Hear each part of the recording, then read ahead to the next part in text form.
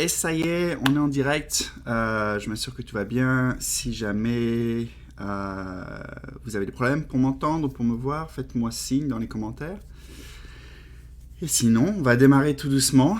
Ça fait bien plaisir. C'est une petite semaine assez un peu plus relax aux États-Unis ici, comme c'est la semaine de Thanksgiving. Donc je me suis dit que j'allais en profiter pour faire un peu les choses que j'aime et redonner un petit peu à la communauté francophone. Et donc, enfin, je me présente aussi pendant que j'y suis. Donc, moi, je suis Georges Duverger, vous voyez mon nom à l'écran. Je suis le chef produit à Draftbeat, qui est une compagnie qui permet de faire des applications iOS, Android, donc des applications mobiles, sans avoir besoin de savoir coder. Et donc, la façon dont ça marche, c'est un outil visuel. Que vous pouvez assembler vos écrans, vos différents écrans, navigation entre les écrans, interaction entre les écrans, et publier ces applications-là sur le Apple Store et le Google Play Store, donc pour Android et pour iOS. Voilà, donc c'est une compagnie qui a quelques années, on travaille sur cet outil, et je me suis dit, on fait beaucoup de vidéos, je pense à mon avis qu'on fait beaucoup de vidéos pour le moment, entre 3 et peut-être 5 maximum par semaine. On fait des office hours pour débloquer des utilisateurs, on présente de nouvelles fonctionnalités, tout ça, mais on les fait toujours en anglais, évidemment. La compagnie est basée à Chicago et je suis le seul francophone dans la compagnie. Donc je me suis dit que ce serait l'occasion de prendre quelques minutes et de faire une petite démo de Draftbeat à la communauté francophone, particulièrement à la communauté de No Code France, que j'apprécie énormément. Donc c'était une façon de redonner un petit peu. Et voilà, donc pendant 1 heure, je vais faire une petite démo. On va faire une application à partir de rien, et on va faire une application de to-do list, donc de tâches, dans Draftbeat. Et on va voir jusqu'où on peut se rendre. Puis je vais vous expliquer un peu tous les concepts au fur et à mesure. Comme ça, vous verrez un peu l'interface et comment les choses marchent. OK. Et je me fais juste une petite vérification, voir que tout est bien en ligne avant qu'on parte. OK, ça a l'air d'être bon. OK. Alors, laissez-moi partager un petit peu mon écran. Partager l'écran. Ok, on va se partager Google Chrome, qu'on va se mettre ici. Voilà, donc quelques petits objectifs avant de rentrer dans le vif du sujet. Ça va pas être une vidéo de vitesse. J'en ai déjà fait où le but c'était en 30 minutes pouvoir faire une application, la mettre sur un magasin comme le Apple Store et c'est cool. Et franchement, c'était une petite fierté pour nous de pouvoir dire qu'en 30 minutes, quelqu'un qui s'y connaît, pas forcément pour un débutant, mais que ce soit possible de créer une application. Là, c'est moins l'objectif parce que c'est relax, parce que c'est les vacances et c'est plutôt une envie d'avoir un dialogue et de présenter des choses un peu plus calmement. Donc ça va pas être une question de vitesse, je vais aller plutôt un peu plus lentement et n'hésitez pas à poser des questions au fur et à mesure. Ça va pas être non plus le focus,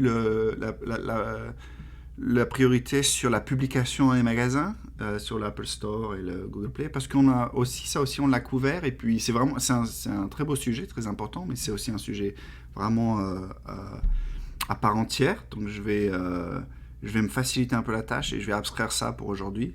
Mais cela dit, n'hésitez pas si vous avez des questions. Je peux non seulement répondre aux questions, puis on peut faire une autre session rien que là-dessus, si ça intéresse beaucoup de gens. Et la dernière chose que je ne vais pas faire, c'est un contre-agenda qu'on est en train de faire, c'est parler beaucoup d'authentification. Pour ceux qui ont suivi un peu les vidéos précédentes, moi je suis un grand fan d'authentification. J'ai vraiment cette philosophie que tout le processus d'authentification dans une application et de permettre ça dans une plateforme, ça touche vraiment à la majorité des concepts dont on a besoin sur une plateforme. Donc c'est des requêtes, c'est des requêtes qu'il faut faire à un serveur, qu'il faut recevoir, qu'il faut analyser, il faut extraire un token, il faut sauver ce token localement, il faut le réutiliser pour faire des requêtes authentifiées. Donc ça couvre vraiment plein de choses. Le sign-up, login, log-out, c'est vraiment un très beau cas d'usage pour une plateforme comme la nôtre, pour s'assurer qu'on est capable de faire beaucoup de choses. Mais c'est un peu comme l'application, c'est vraiment un sujet à part entière, donc je vais aussi me faciliter la tâche là et je vais juste parler de ça à un autre moment qu'aujourd'hui. Ok, donc les choses que l'on va faire, ça va être une liste de to-do, donc de tâches.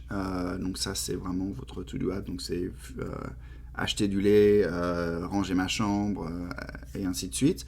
Et puis pouvoir non seulement les lister, et puis en ajouter de nouvelles, et puis les marquer comme quand elles sont complétées, et puis les enlever quand elles sont complétées, ou quand on a juste envie de les enlever avant de les avoir complétées. Donc des cas d'utilisation un peu simples.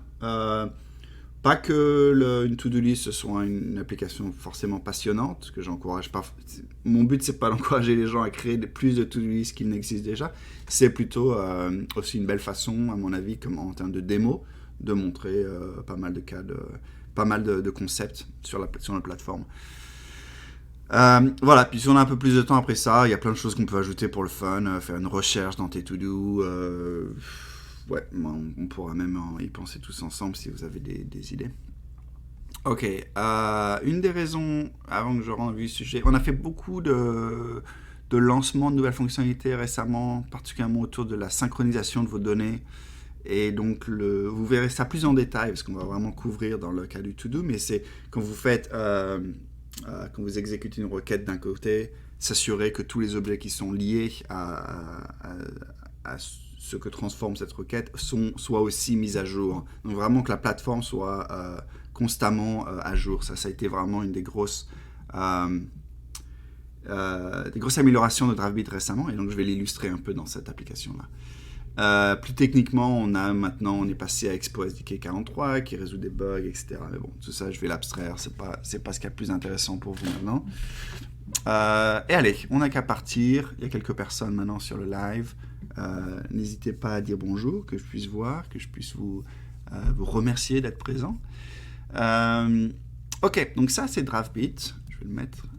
Est-ce que c'est assez gros? Moi je pense que ça devrait être assez gros. Donc ça c'est le dashboard. Donc vous voyez, j'ai plusieurs applications. Et moi ce que je vais faire, c'est créer une application toute nouvelle que je vais appeler To-Do List. J'en avais déjà une d'application. Ouais, j'en ai déjà une, donc je vais l'appeler To-Do List en français. C'est quoi? Je vais juste le mettre un E. Ça, voilà, To-Do List avec un E. On a un espèce de comment dire, de magicien pour vous aider selon quel est le type d'application que vous essayez de faire. On vous guide un petit peu, mais pour cette démonstration, je vais juste démarrer vraiment avec rien à partir de 0, donc blank app. Voilà. Donc, avant d'aller plus loin, attends, hop, voilà, ça doit être un bon niveau de zoom. Avant d'aller plus loin, je veux faire une petite remarque. Salut Dabder. Souvent, on oublie même de... Enfin, souvent, quand je fais les démos, je parle là-dessus et ça y est, j'explique un peu l'interface. La partie que j'oublie d'expliquer ou que j'oublie de valoriser, c'est le fait qu'en un clic, en 2 clics, pour être exactement, vous avez maintenant un environnement de programmation pour une application. Et ce que je veux dire par là, c'est que si vous n'aviez pas DraftBeat ou les concurrents de DraftBeat, il y en a d'autres, il faut se rappeler qu'est-ce que c'est que créer une application. Ça veut dire, selon si vous faites du iOS ou si vous faites du Android, ça va être 2 branches différentes.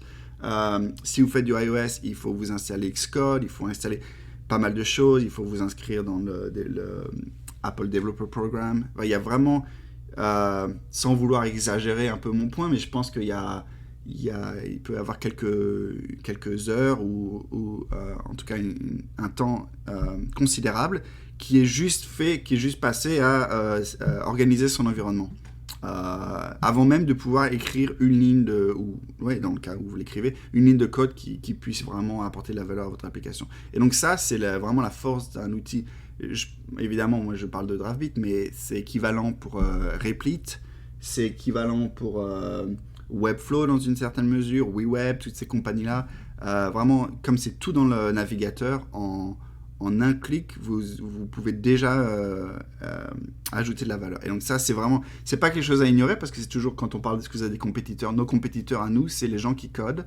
Et donc c'est important de se rappeler que l'alternative est quand même assez laborieuse encore, malheureusement. Il y a d'autres avantages, mais en termes de mise en place, c'est quand même ça prend encore un peu de temps.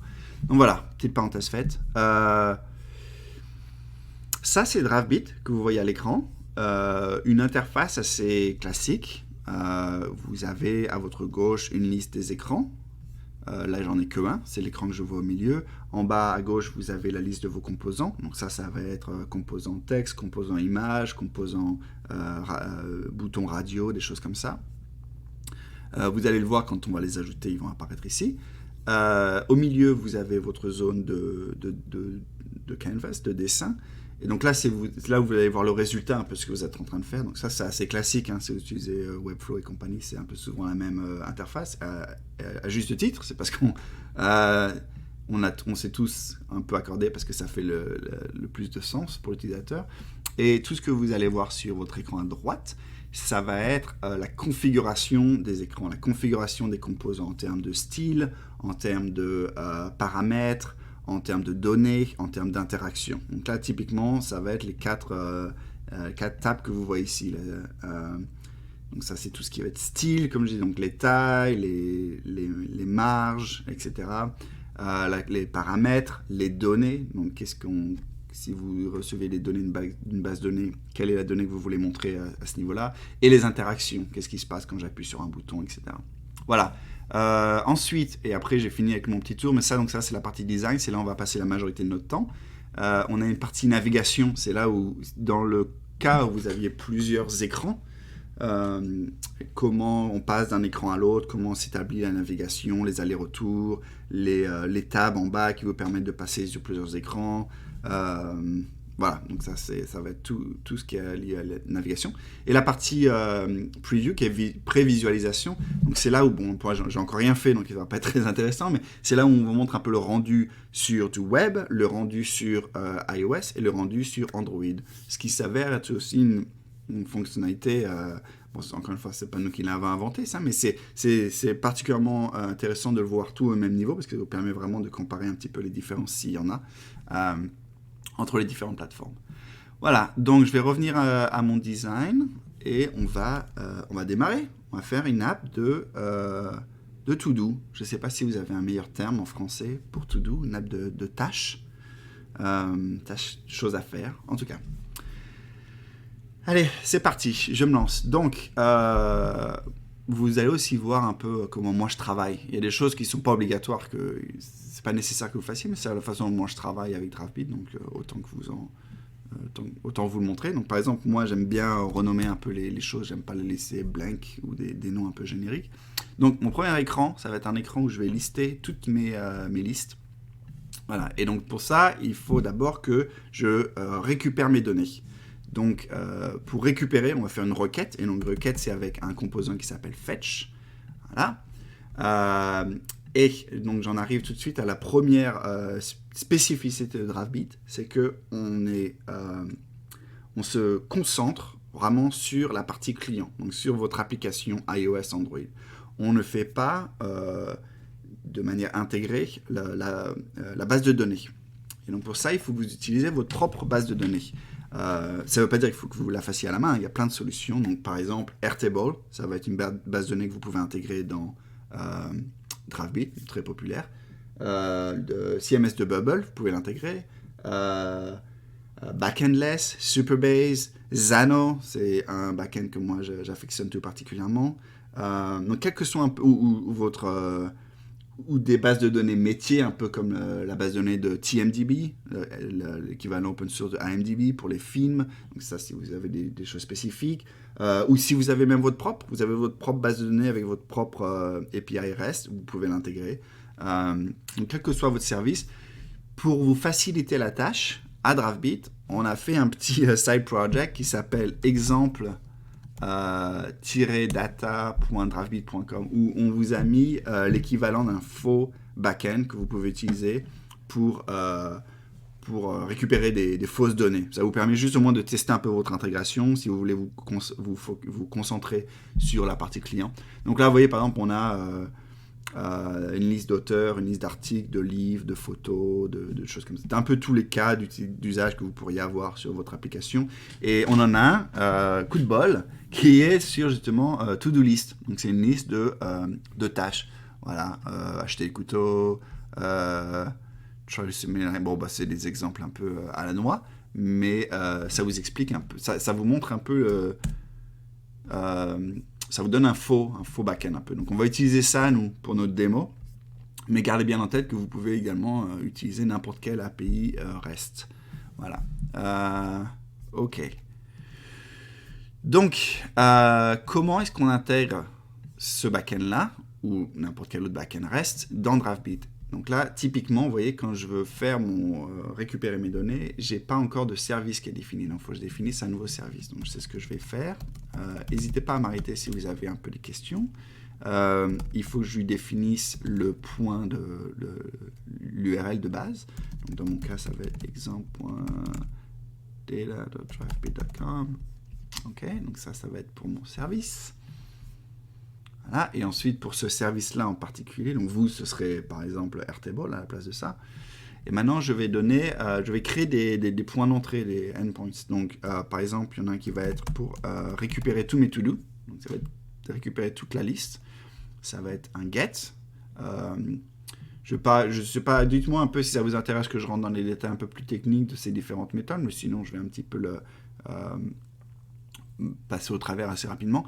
Une chose intéressante, c'est role et object type. Donc je vais en dire un mot parce que c'est une nouveauté dans Draftbeat. Donc maintenant, on vous donne la possibilité de nous dire un peu qu'est-ce que vous essayez de faire avec ce point d'entrée. Est-ce que c'est pour récupérer qu'un objet, donc une tâche, ou est-ce que c'est pour récupérer toute une liste? Est-ce que c'est pour en créer une nouvelle? Est-ce que c'est pour modifier une liste existante, ou est-ce que c'est pour enlever une liste existante? Donc dans mon cas, moi, c'est pour récupérer tous mes objets. Et je vais donner un nom à ces objets, donc assez basique, je vais les appeler to-dos. La raison pour laquelle ça c'est important, et que ce n'est pas juste des informations comme ça qu'on vous demande sans raison, c'est que quand vous allez créer plusieurs endpoints, plusieurs points d'entrée, du moment qu'ils partagent le même object type, donc du moment que vous nous dites que tous ces points, ils vont impacter la même donnée dans votre backend. Donc, dans mon cas, moi, c'est ma liste de to-do. Et je vais créer un endpoint pour en ajouter, pour en supprimer, pour en modifier. Mais tout ça, ça vient changer la même donnée, la même donnée sur ma base de données. Et c'est important de nous le préciser, parce que comme ça, sur le côté client, on va tout mettre à jour. Donc quand vous en ajoutez un to-do sur un écran, tous les autres écrans, y compris même le premier, vont être mis à jour automatiquement. Et donc ça va être tout transparent pour vous, du moment que vous nous indiquez, vous nous donnez un peu d'informations sur qu'est-ce que vous essayez de modifier. Voilà, donc ça, honnêtement, c'est vraiment la partie un peu la plus technique dont je risque de parler. Donc si vous êtes encore un petit peu perdu, dites-moi, et puis je leur expliquerai d'une autre façon, mais autrement, tout le reste devrait découler un peu plus rapidement. Voilà, donc une façon, vous nous donnez un petit peu vous vous souvenez, un peu mon faux backend, il fallait faire /todo un peu, c'est un peu ça l'URL, voilà. Donc, je vais faire la même chose ici. J'ai pas vraiment besoin d'entête particulière, donc je peux tester ce point, ce endpoint. Il faudrait que je trouve une bonne traduction d'endpoint, parce que endpoint, c'est pas terrible. Et là, vous voyez, j'ai mes résultats. Donc voilà, j'ai mes un peu plus de 100 résultats. Voilà, j'ai un preview. Maintenant, donc je peux le sauver. Voilà, donc j'ai ma liste. Donc maintenant, je peux l'utiliser ici. Voilà, ça c'est mon service. Ça c'est mon endpoint. Donc maintenant, là vous pouvez voir le preview, là j'ai récupéré toutes mes données, elles sont là. Maintenant il faut que je les affiche sur mon écran et pour ça je veux itérer, comme c'est une longue liste d'objets en fait. Donc ce que je veux faire c'est itérer, donc pour ça on a un objet liste et je vais lui dire voilà, itère au niveau un peu de cette réponse-là, de ce que j'ai reçu du backend. Et pour chaque objet, pour chaque tâche dans ma liste, je vais mettre ça dans un conteneur un petit peu pour me faciliter la tâche, mais je veux surtout, principalement, afficher le titre. Voilà. Donc là, j'ai un composant texte, je peux y mettre n'importe quelle donnée, y compris, on a une manière de déclarer des variables dans DriveBeat en utilisant les doubles parenthèses, je ne sais pas comment, curly bracket, parenthèse... Voilà, dites-moi comment ça s'appelle. Title. Donc je vais lui définir une variable. Je peux l'appeler comme je veux, foo, bas. Et ensuite je peux venir connecter cette variable à la donnée que j'ai reçue de mon backend. Dans mon cas, moi c'est title, qui est une chaîne de caractères. Et voilà. Là, vous voyez, en quelques minutes, quelques clics, j'ai maintenant listé tout. Accolade, me dit Tabder. Ben voilà, accolade. Très bien. Donc c'est comme ça qu'on définit des variables, c'est avec une double accolade. Et donc voilà, donc là j'ai ma liste, donc ça y est, je peux voir un peu ce que ça rend. C'est vraiment, alors là c'est le basique de chez basique, mais c'est la façon dont on s'intègre avec n'importe quel REST API dans DriveBeat.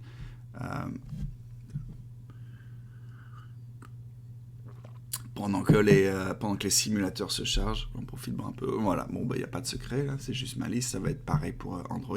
Voilà. Je vais faire un tout petit peu je vais rendre les choses un petit peu plus sympas, juste plutôt par nécessité, mais pour être un peu plus joli. Donc je vais mettre un peu de marge autour de mon écran, donc c'est un peu plus lisible. Je vais mettre un peu plus de marge entre chacun de mes titres. Voilà. Alors, il y a autre chose que je veux faire, c'est que c'est beaucoup d'objets, là, puis moi j'ai envie de créer ma propre liste, c'est une liste un peu existante. Donc dans DriveBeat, encore une fois, ça c'est juste pour vous faciliter la tâche, on a ce concept, si vous regardez un peu chaque objet, ils appartiennent chacun à une liste différente. On peut avoir plusieurs listes, plusieurs to-do listes, donc bon, ça c'est pas très intéressant de mentionner, mais moi je me suis juste créé une petite liste personnelle sur le backend qui s'appelle George To Do, voilà, avec l'identifiant 11, et ensuite on a une manière dans notre backend, encore une fois tout ça ce sera votre backend, Airtable, n'importe quoi, ça c'est vraiment pas spécifique à DriveBeat, mais on a une façon de récupérer que les objets qui appartiennent à cette liste. Donc c'est vraiment ça en fait, moi qui m'intéresse comme to-do list. Donc je vais juste mettre à jour mon API. Et donc je vais le faire ici. Donc au lieu de faire juste to do, je vais mettre cela. Et voilà. Et tout le reste, ça devrait. Donc je vais la retester pour s'assurer que ça marche bien. Maintenant j'ai qu'un objet qui est retourné. Voilà. Et il est mis à jour. Et voilà. Maintenant j'ai un objet. Super. Maintenant, étape suivante, comment est-ce que j'ajoute un objet? Parce que c'est bien beau de les lister, mais j'ai envie d'en ajouter un. Donc pour ça, ce que je vais faire, c'est que en haut de mon écran, bon, encore une fois, enfin, il y a autant de façons de créer une application de To-Do qu'il y a de créateurs d'applications To-Do. Donc, moi, je le fais juste un peu à ma façon, mais vous pouvez le faire comme vous voulez. En haut de mon écran, je vais y mettre une entrée, un champ de texte, et je vais y mettre aussi un bouton pour valider. Voilà. Donc vous voyez, au fait, j'en ai pas beaucoup parlé, mais on a plein de composants, donc des composants de base, des boutons, des médias, des composants de layout.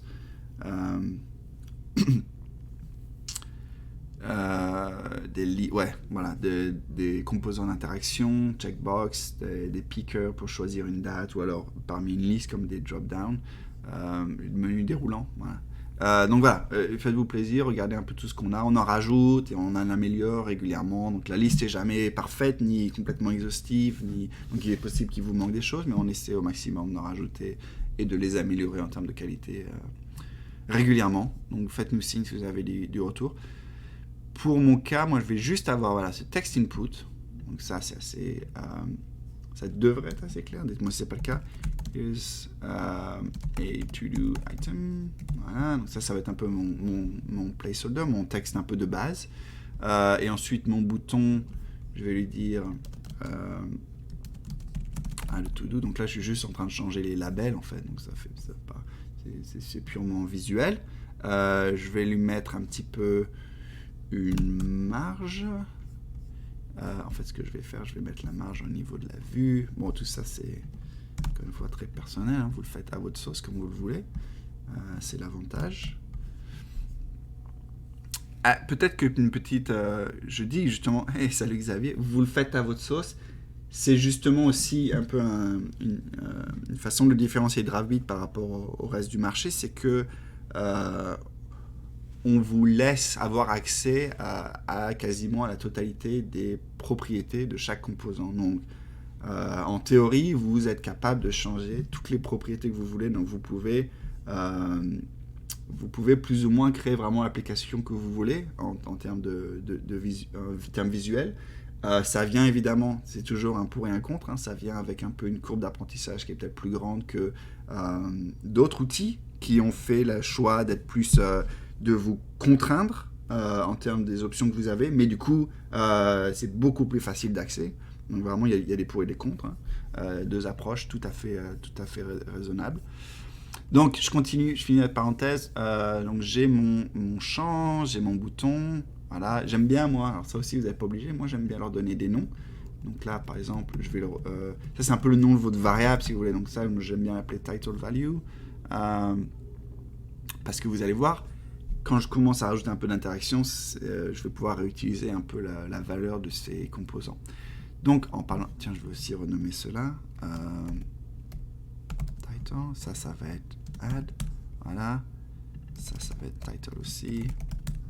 Voilà. Mon fetch, je vais le renommer en to-do. Ma liste, je vais le renommer juste to-do au singulier parce que c'est une itération. Voilà, encore une fois, tout ça, c'est vraiment juste mes préférences personnelles à moi.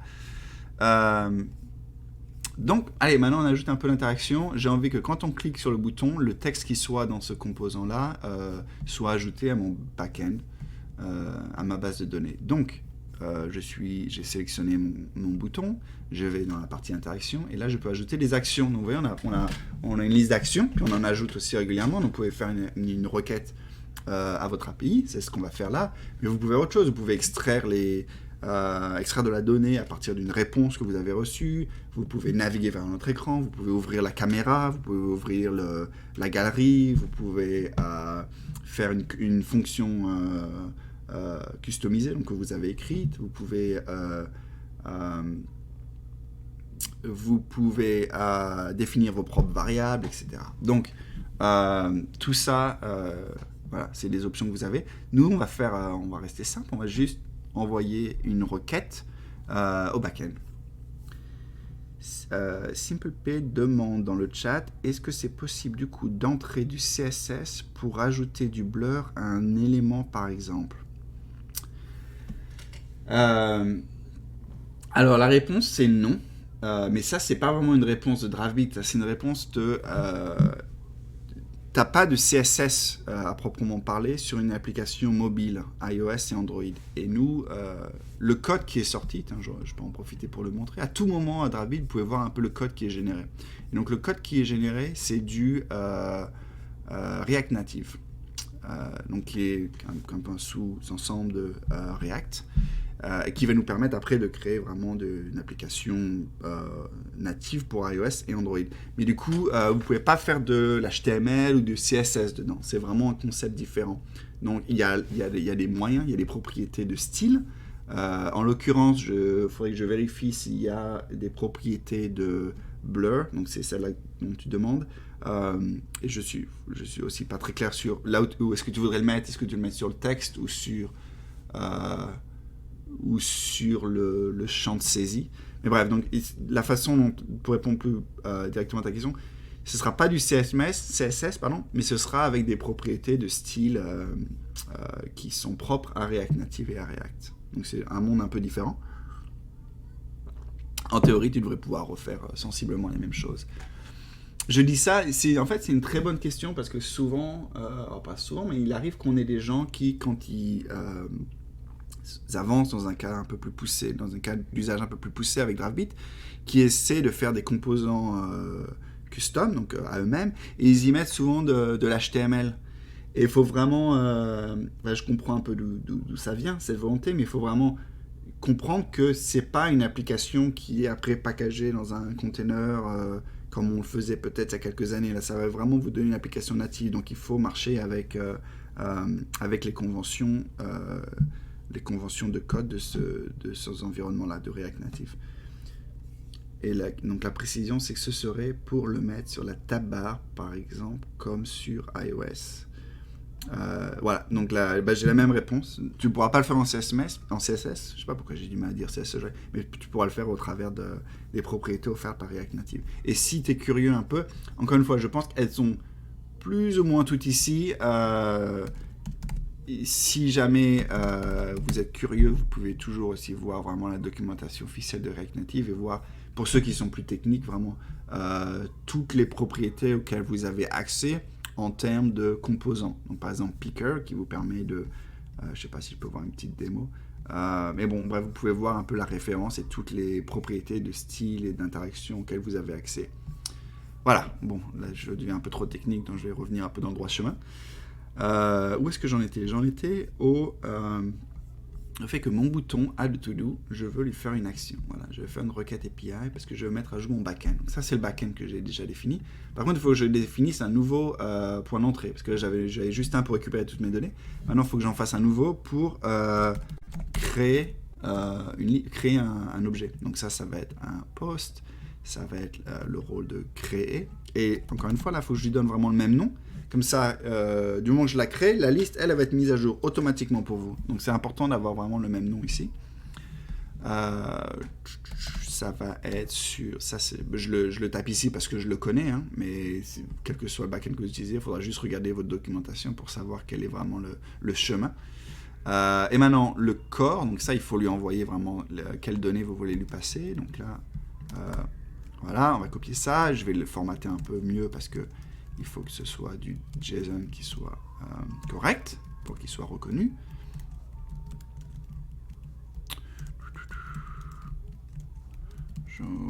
Ok. Et ensuite, ce qu'on peut faire avec Drafbeat, c'est que ça, ce serait si je gardais juste les choses comme ça, ce serait à chaque fois on enverrait quelque chose de statique et nous on veut envoyer quelque chose de dynamique, n'est-ce pas ? Donc on veut envoyer un titre qui puisse changer selon ce que j'ai écrit. Donc encore une fois on va définir une variable, donc là titre, voilà, et donc maintenant que je l'ai défini avec mes accolades, je peux l'appeler ici, dire bonjour à No Code France, voilà. L'identifiant, on n'a pas besoin de le mettre parce que comme on crée une nouvelle, il va créer automatiquement. Ça, c'est quelque chose d'assez typique sur le back-end. Par défaut, on va le mettre comme s'il n'avait pas été complété, puisqu'on vient de le créer. Créer, on va lui mettre la d'aujourd'hui, comme ça. Voilà. Pareil, il n'a pas été encore détruit. On va lui garder ça en statique pour s'assurer qu'il tombe bien dans ma liste à moi, dans la liste de Georges. Puis priorité, on peut le garder comme ça. Tout ça, ça nous intéresse assez peu. Pareil pour les en-tête, on n'a pas besoin. Et voilà, donc maintenant, voilà, j'ai testé mon nouveau point d'entrée. Si je regarde mon backend, vous voyez, il a été ajouté. Donc là, typiquement, dans votre Airtable, vous verriez une nouvelle entrée dans votre base de données. Et vous voyez qu'il a créé un identifiant pour nous également. Voilà, donc ça, maintenant, je peux sauver. Et une fois que je le sauve, je peux maintenant l'utiliser ici. Donc, je peux créer un nouveau to-do. Et là, comme j'ai défini une variable, il faut que je lui dise, eh ben, pour le titre, utilise le titre qui vient du composant text input que j'ai au-dessus. C'est celui que j'ai renommé auparavant, pour ceux qui se souviennent. Donc, je vais juste, voilà, il apparaît ici. Et tout ça, les amis, ça devrait suffire. Donc, maintenant, allez, on visualise ça. On va voir un peu ce que ça donne. Redire bonjour à No Code France. Et voilà, j'ajoute un to-do. Il apparaît automatiquement dans ma liste, et ça, c'est grâce au fait qu'on lui a spécifié au système que c'était le même objet ou la même entité sur notre backend que l'on allait impacter. Et si je regarde mon backend, voilà, si je rafraîchis, maintenant, je revois la mise à jour. Ok, donc, on a réussi à faire la liste, on a réussi à en ajouter. Maintenant, la partie importante pour une to-do list, c'est de pouvoir aller marquer chaque objet comme complété. Ça, c'est assez critique. Donc, typiquement, la façon... Tiens, j'en profite aussi, je fais une petite parenthèse. Moi, vous voyez, j'aime bien... par défaut, les applications comme ça, React Native, elles arrivent avec un peu le header qui répète le titre de votre écran. C'est un peu un défaut. Moi, j'aime pas trop, personnellement. Donc, ce que je fais, c'est que j'aime bien lui dire... Voilà... Voilà, j'aime bien lui dire le header mode, donc le mode de votre header, enlève-le. Voilà. J'aime aussi bien dire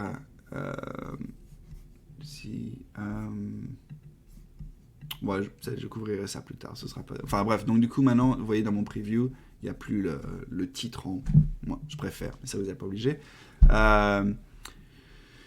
J'aime aussi, pour finir un peu en parenthèse, il y a aussi, quand on rentre un peu dans les détails, vous voyez, si je fais un preview de ça, je vais vous montrer, comme ça on sera dans le concret. Il risque, en web, ça rend pas trop mal, il y a un petit peu d'espace. En iOS, si je me trompe pas, il risque d'être un peu calé au niveau de la notch, là, de la petite barre noire, et ce qui n'est pas toujours un rendu très sympa. Ça prend une seconde pour se charger. Vous voyez, là, je peux même pas voir un peu mon composant. Et ça, c'est un problème. Enfin, c'est pas un problème, c'est une situation typique dans une application React Native, iOS et Android. Et donc, la façon dont on résout, c'est qu'il y a tous ces problèmes-là, enfin, la majorité de ces problèmes-là ont été résolus déjà en React Native. Donc, ça, c'est un grand avantage pour Draftbeat de s'appuyer sur cette technologie-là, c'est qu'on ne réinvente pas la roue. Et on peut lui dire, OK, il y a une propriété qui s'appelle Safe Area View. Et quand je la sélectionne, il va s'assurer que, quelle que soit la plateforme, ça va être en dessous de vraiment ma notch, etc. Donc, voilà, tout ça, bon, typiquement, c'est pas le genre de choses que vous allez découvrir dans votre première heure d'utilisation de Draftbeat, mais c'est un peu pour illustrer le fait que toutes ces problématiques qui viennent plus tard dans votre vie de développement ou de développeur, souvent, elles ont été adressées par la communauté de React Native, et donc, du coup, elles sont mises à disposition dans Draftbeat. Donc, c'est nous, la façon dont on l'envisage, c'est une force un peu de pouvoir bénéficier de tout ça. Allez, je continue un peu parce que je fais les parenthèses. On en était au point où je veux mettre un petit radio-bouton, un petit checkbox au début pour lui dire que j'ai fait ma tâche ou pas. Donc voilà, je me mets au bon endroit dans l'arborescence. Je vais chercher mon composant qui s'appelle checkbox. Moi, j'aime bien le mettre en haut. Je vais faire un peu... pour répondre indirectement à la question de SimpleP, je m'excuse, j'ai oublié quel est ton prénom.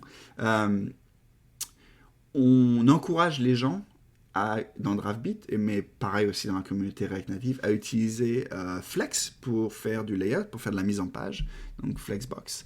Donc ça, c'est quelque chose vraiment d'à part. Encore une fois, c'est pas spécifique à Draftbeat, mais et c'est un peu comme le CSS, ça prend un peu de temps pour vraiment comprendre un peu les concepts, etc. Mais une fois que vous avez compris, ça vraiment permet de créer un peu ce que vous voulez en termes de mise en page. Donc là, typiquement, j'en parle parce que, vous voyez, moi, je veux que mes deux éléments, là, ils soient l'un à côté de l'autre. Donc pour ça, je change la direction de mes items flex. Je vais changer l'alignement pour qu'il soit aussi centré. Donc voilà, voilà. Sachez qu'on Drabit repose sur du Flexbox et que donc ça vient avec toute la puissance et la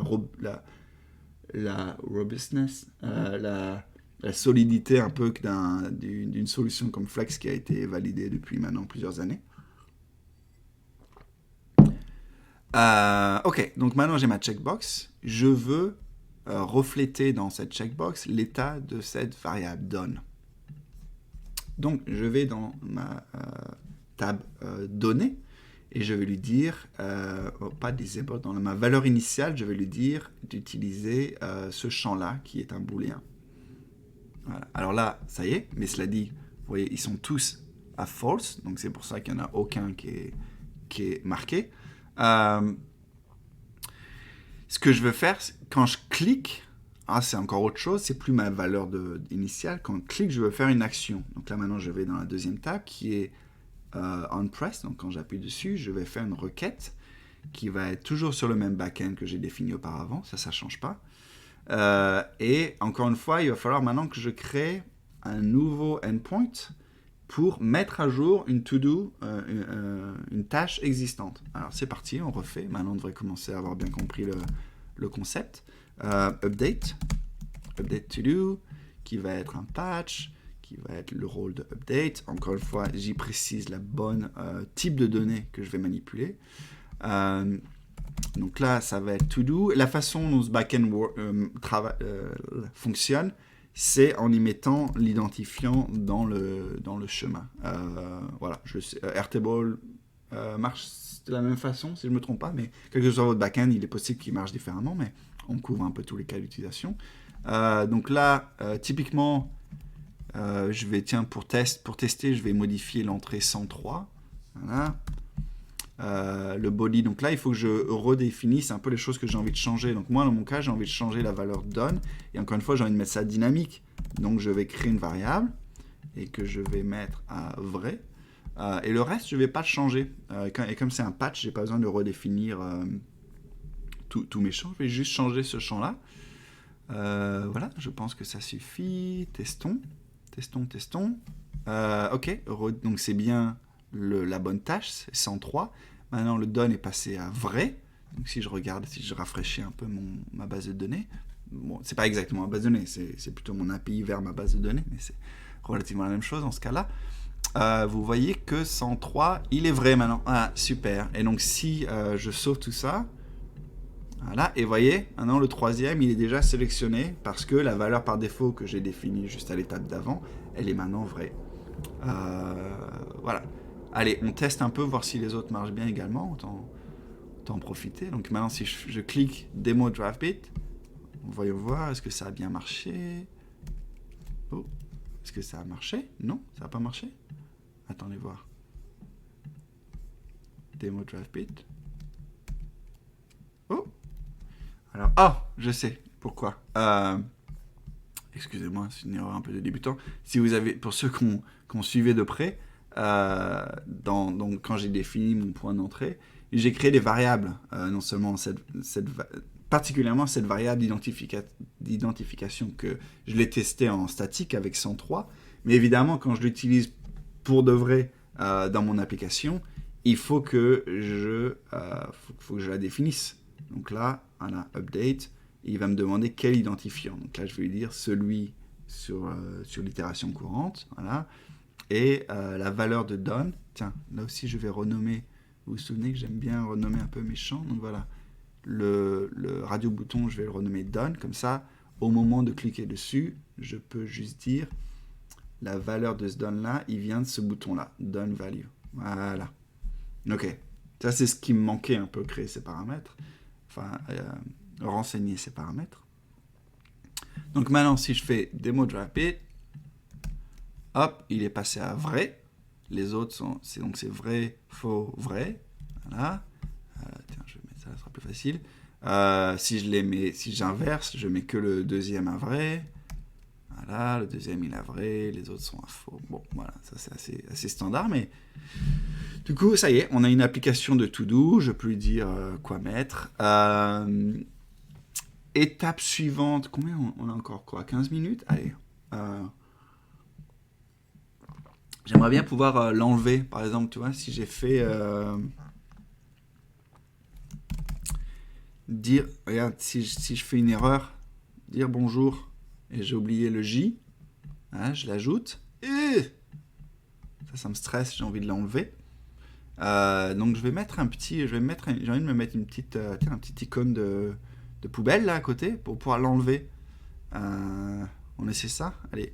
Donc pour ça, je vais utiliser, on a un composant particulier qui s'appelle icon button. Donc c'est un bouton, mais qui va être juste sous la forme d'un icône. Donc c'est un peu ce qu'il me faut moi. Donc je vais me trouver dans ma partie un peu configuration, je vais me trouver un bon icône. Trash. Ouais, celui-là je l'aime bien. J'avais utilisé, je pense, auparavant. Trash peanut line. Allez, je me prends celui-là. Je vais me le mettre un petit peu plus petit. Voilà. Je vais me le mettre un petit peu. Je vais me le mettre un petit peu en rouge parce que c'est important. Tiens, je vais me faire un petit peu de style aussi, de mise en page. J'aimerais bien que ce bouton-là, il soit vraiment à l'extrémité. Donc là, Flexbox, dont je parlais auparavant, me permet vraiment de justifier mon contenu de différentes manières. Et si j'utilise par exemple Space Between, il va vraiment me les écarter un petit peu au maximum. Donc ça, c'est pas trop mal, mais moi, j'aime pas trop le fait que... Enfin, je préférais que mon texte là, il soit vraiment calé au niveau de mon checkbox. Donc pour ça, je vais me rajouter une view. Je vais y remettre ma checkbox et mon titre dedans. Je vais mettre ça au début. Je vais m'assurer qu'ils sont alignés verticalement. Mon checkbox, il faudrait qu'il vienne avant mon titre. Voilà. Et voilà. Moi, je suis allé un peu vite, mais encore une fois, ça, c'est vraiment... on l'utilise, on le valorise dans Draftbeat, mais c'est vraiment pour les gens qui connaissent un peu le Flexbox, ça te permet vraiment de faire des choses comme ça en 3 clics, comme vous avez vu, donc faire vraiment du layout, de la mise en page, pardon.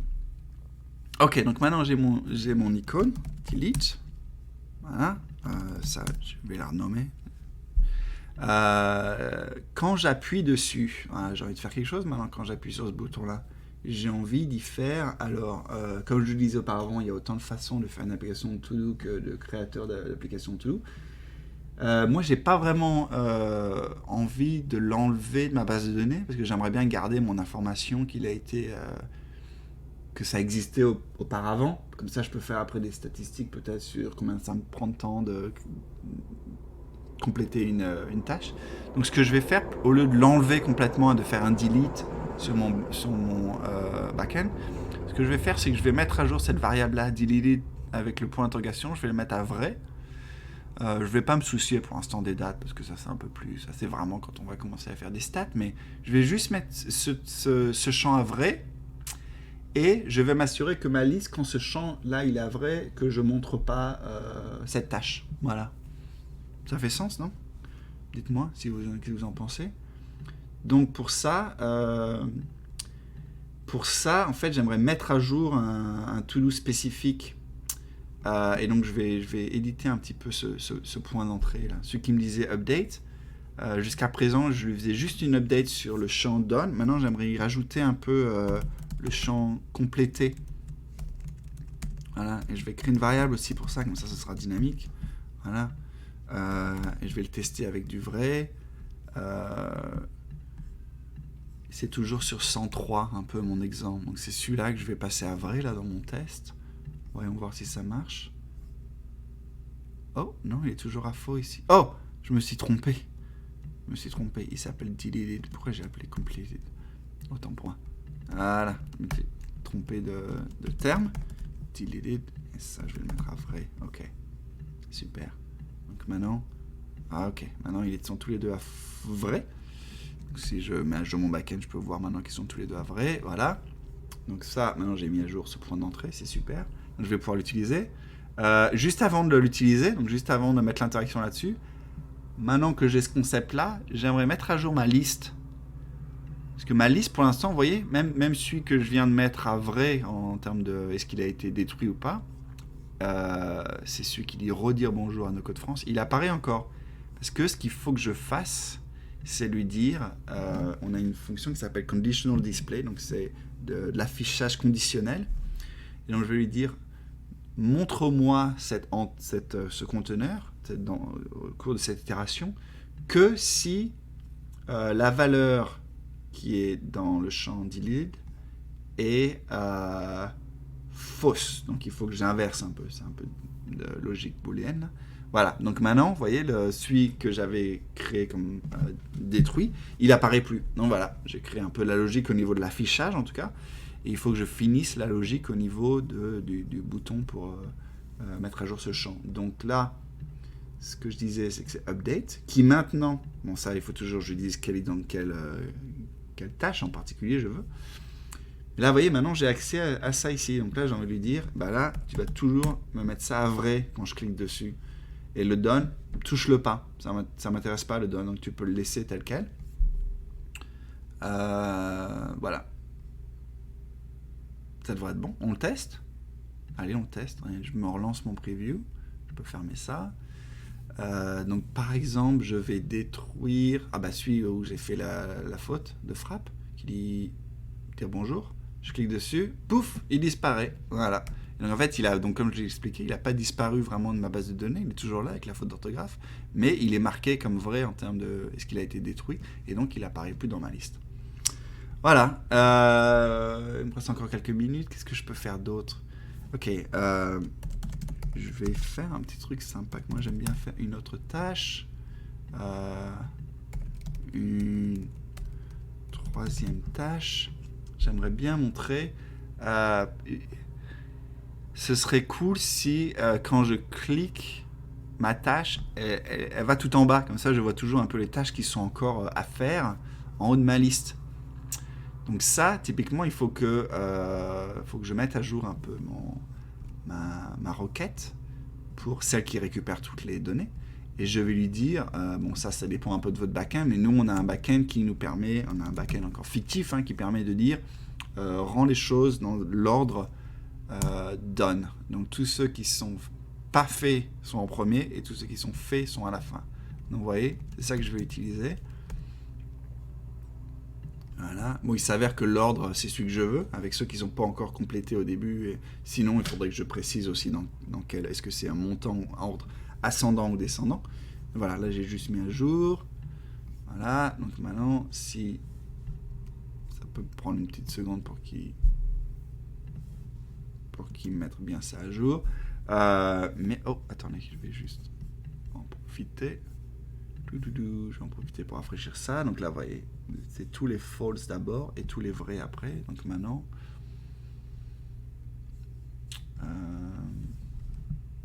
il me prend mon preview. C'est pas tant un problème de la logique, c'est juste mon preview qui me prend une seconde pour être mis à jour. Voilà, ça y est. Donc maintenant, quand je le désélectionne, il remonte en haut. Et quand je le sélectionne, il descend en bas. Voilà, très simple. Petite façon de... Bon, après ça se discute, c'est que c'est une interaction qui vous plaît ou pas. J'en profite pour justement... À mon avis, moi c'est vraiment l'intérêt des plateformes no-code comme Dravebit et les autres, c'est que vraiment en 3 clics, vous pouvez un peu sentir l'expérience utilisateur, est-ce que ça vous plaît, est-ce que ça vous plaît pas. Parce que je peux imaginer que les gens qui n'aiment pas vraiment que les choses montent en haut, que la liste bouge comme ça, sans forcément que je m'y attende, donc ça se discute vraiment. Ça c'est un choix d'expérience utilisateur. Mais c'est de pouvoir le tester en live comme ça en 3 secondes, c'est quand même vraiment une valeur ajoutée pour une équipe. Okay, la dernière chose que j'aimerais faire, c'est quand elle a été sélectionnée, vous voyez là on montre le titre, je vais me remettre en mode d'édition, là on montre le titre, moi j'aimerais bien montrer le titre mais barré, vous voyez, pour la déconne, donc je vais refaire un peu ce que j'avais fait auparavant. Là, je vais montrer le titre. Donc là, il apparaît 2 fois. Le deuxième, ce que je vais faire, c'est que je vais le barrer. Puis je vais le mettre un petit peu aussi en gris. Voilà. Et maintenant, je vais réutiliser un peu la fonctionnalité dont j'ai parlé tout à l'heure, qui est de l'affichage conditionnel, pour lui dire, ok, montre-moi cette première version que si done, il est faux. Voilà. Excusez, il faut que je me fasse un peu ma logique booléenne dans ma tête. Et le deuxième, ça va être l'inverse. Donc, montre-moi que si done, il est vrai. Donc là, j'ai rien à faire. Voilà. Donc maintenant, hop, preview. Et voilà. Donc quand je les affiche, non seulement ils vont en bas, mais du coup, comme j'ai ces deux de façon visuelle de les représenter, voilà, il est mis à jour et donc il est barré que quand il a été accompli. Voilà, il y a plus ou moins... Attends, une autre question. C'est impressionnant de rapidité, merci. Est-ce que c'est possible de rendre l'application To-Do fonctionnelle offline? Alors, il y a deux façons de répondre à ça. Une application React Native, oui, tu peux. Il y a un mode il y a des fonctionnalités de mode offline qu'on supporte pas encore de manière intégrée dans DriveBit. On n'a pas encore une façon no-code de faire du offline au sens vraiment pur du offline où tu as un storage local. Il y a une façon un peu d'y parvenir qui n'est pas l'implémentation vraiment officielle que tu ferais en tant qu'ingénieur. On a différentes variables dans DriveBit. On a typiquement deux types de variables. Un type de variable qu'on appelle app variable et un type qu'on appelle device variable. App variable, c'est quelque chose qui... c'est un peu vos secrets, vos clés, votre clé Airtable par exemple, elle devrait être ici. Et donc ça, à chaque fois que la personne recharge l'application, ça va être remis, ça va être reset, ça va être remis à la valeur que tu as définie ici. Donc ça ne va pas être gardé en mémoire. La variable de type device variable, celle-là, elle utilise le local storage, le async storage plus précisément. Et donc ça va rester, ça va suivre ton utilisateur et son téléphone physique au cours de sa vie. Donc s'il ferme l'application, il part et il revient, cette variable-là, elle va rester réelle. Donc ça, tu peux t'en servir, par exemple, pour garder des auth tokens, pour garder le nom d'utilisateur. Si tu as envie chaque fois qu'il revient, tu lui dis bonjour Roger. Donc là, c'est typiquement le genre de variable que tu vas utiliser. Et donc avec ça, je le mentionne parce que tu peux typiquement... tu pourrais créer autant de variables que tu as de to-do et faire un mode un peu offline avec ça. Je ne le recommande pas, honnêtement. Je le mentionne parce que tu me poses la question. C'est pas vraiment idéal pour faire du vrai offline. Le vrai offline, c'est quelque chose qu'on risque d'adresser à un moment ou à un autre. C'est pas une c'est pas la priorité numéro 1 pour le moment à DriveBit, pour être tout à fait honnête. Donc, ça risque de nous prendre peut-être quelques moments. Voilà, donc ça finit un peu mon exemple de to-do. On peut faire un petit preview. Donc là, to-do du web.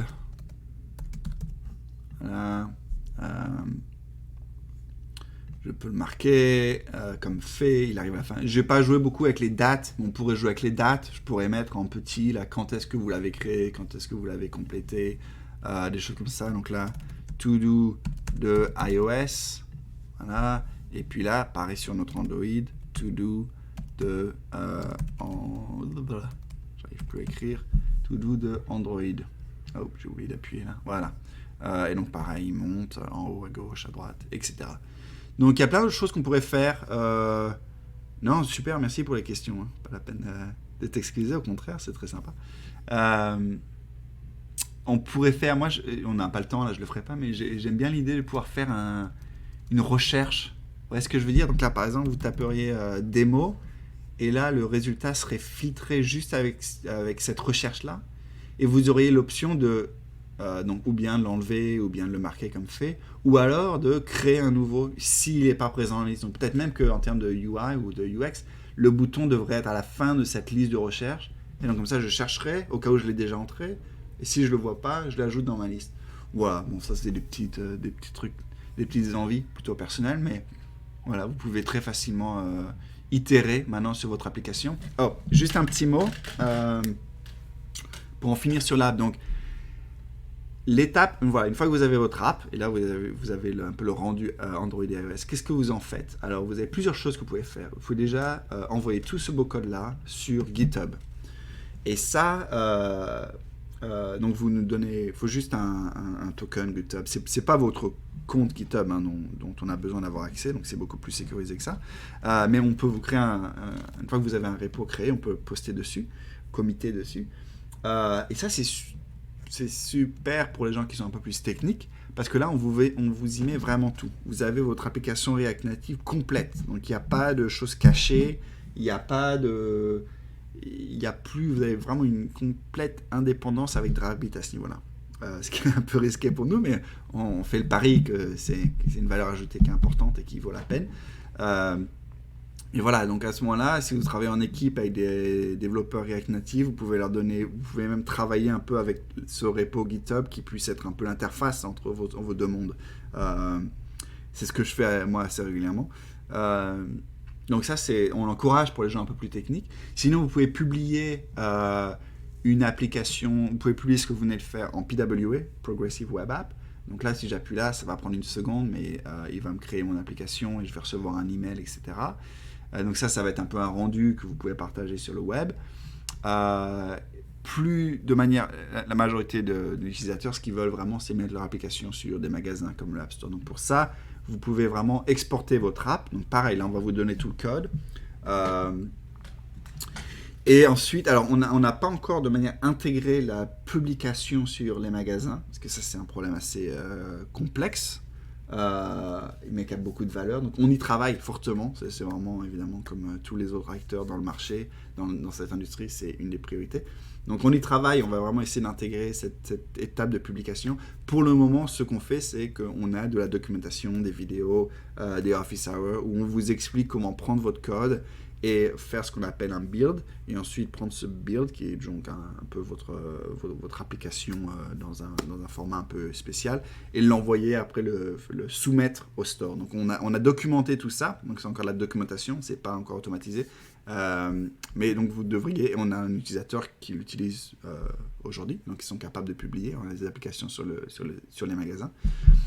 Donc voilà, c'est ça un peu les étapes d'après. Ça couvre tout à peu près. J'ai pas beaucoup parlé de navigation parce que dans notre cas on a vraiment qu'un écran, donc on n'a pas vraiment d'aller-retour, mais vous pourriez imaginer, je pourrais avoir des détails sur chaque tâche, et donc j'appuie ici, puis j'ai une page que pour cette tâche-là, donc ça c'est tout à fait quelque chose de faisable dans Draftbeat. Voilà, bah écoutez, ça couvre un peu tout. Voilà, donc comment faire une application de to-do list en Draftbeat en 1 heure. C'est à peu près tout. Si ça vous intéresse, j'ai mon collègue qui a fait une super... des petites vidéos super... attendez que je retrouve ça vite fait. Draftbeat. Voilà.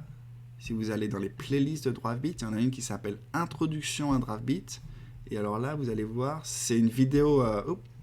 je vous épargne la publicité. C'est une vidéo, c'est 5 petites vidéos assez rapides, vous voyez, en dessous, dans les même pas 5 minutes. Je vais les partager là. Où il couvre vraiment un peu tous les concepts, donc de la mise en page, ensuite de la navigation, ensuite connecter vos données, ajouter de l'interaction, faire de la prévisualisation et partager ça avec votre équipe. Donc là, vraiment, il couvre un peu tous les concepts. Donc je vous encourage, c'est nouveau, ça, on vient de le publier la semaine dernière, donc c'est vraiment bien fait, il a fait un beau boulot, donc si vous êtes curieux un peu et voulez vraiment comprendre un peu plus comment dire, à haut niveau un peu qu'est-ce que permet de faire Draftbeat, je vous encourage à regarder là-dessus. Qu'est-ce qu'il y a d'autre? Ouais, on a aussi un super tuto, puis je m'arrête après là-dessus, mais j'ai un autre collègue, Aman, qui a publié un super tuto, un méga tutoriel assez en profondeur, donc 3 parties sur comment faire un espèce de clone Instagram. Donc mettre votre photo, mettre des commentaires, mettre des likes. Il couvre à la fois un peu la partie back-end, donc on utilise Zano, qui est vraiment un peu un back-end as a service. Et comment intégrer ça dans Draftbeat et ajouter tous vos écrans, votre interaction et tout. Donc il couvre ça, vraiment, si vous regardez, si on jette un coup d'œil, il a beaucoup détaillé chacune des étapes avec des images, donc c'est à la fois textuel et visuel, etc. Donc vraiment, je vous encourage, si vous êtes plutôt ce genre de personne qui apprend avec des tutos, je vous encourage à regarder ça. Sinon, jetez un coup d'œil à Draftbeat, essayez-le. On a des office hours 2 fois par semaine. Et moi, je m'occupe de celle du jeudi. Donc si vous voulez même venir me poser des questions à moi spécifiquement, venez jeudi vers... midi heure côte américaine, donc ça va être 6 heures, quelque chose, 18 heures, quelque chose comme ça, chez vous. Voilà, c'est à peu près tout. Voilà Draftbeat. Merci beaucoup à la communauté No Code France de m'avoir laissé faire un petit peu un stream sauvage sur leur chaîne Twitch. Et n'hésitez pas, si vous avez des questions, il y a un canal Draftbeat spécifique dans le Slack de No Code France où je suis et je réponds à toutes les questions. Donc j'espère vous y retrouver là-bas. Et voilà, merci beaucoup. Salut à tous.